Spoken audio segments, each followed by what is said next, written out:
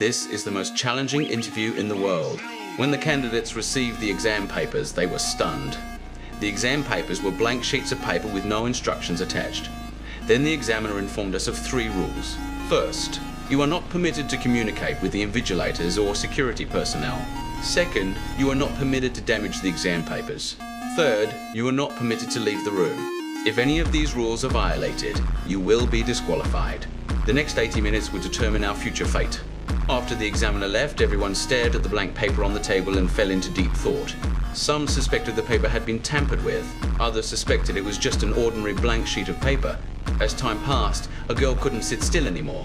She was the first to write her name on the paper, but the next moment she was stopped by security. She was ruthlessly eliminated, because writing was also considered damaging the exam paper.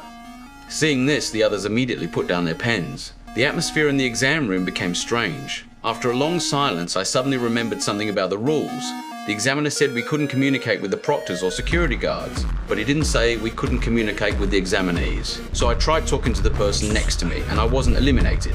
This meant we could do anything we wanted as long as it didn't violate those 3 rules. I suggested we collaborate and share resources to figure out what was on the exam paper. Ruth believed the issue was with the paper and suggested it might be made of a special material that needed to be revealed in some way. She then placed the paper under a light, but nothing appeared. Jason then suggested the issue might be with just one sheet of paper, so we all tested it, but to no avail.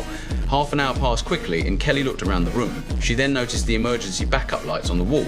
These lights were very similar to the safety warning lights in a bank and only turned on in emergencies. Just as everyone was stuck, I grabbed a chair and smashed all the lights in the room. Sure enough, the emergency lights came on. We all eagerly placed the exam papers under the lights to see them clearly. But we were disappointed again.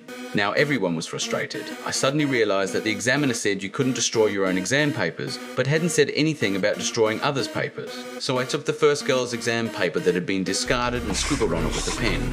But I found nothing. I wondered if the paper was an acid-alkali test, whether it was acidic or alkaline. So I tore the exam paper into 2 pieces and gave one to Jason to test with saliva. Then I took one part to the corner and tried to make the paper visible with urine, but it still didn't work. What was the truth? Suddenly, an idea popped into my head. Since none of the previous methods had worked, maybe the secret was hidden in the security guard. The exam rules didn't specify that you couldn't touch the security guard. To verify the hypothesis, Ruth reached out to the security guard.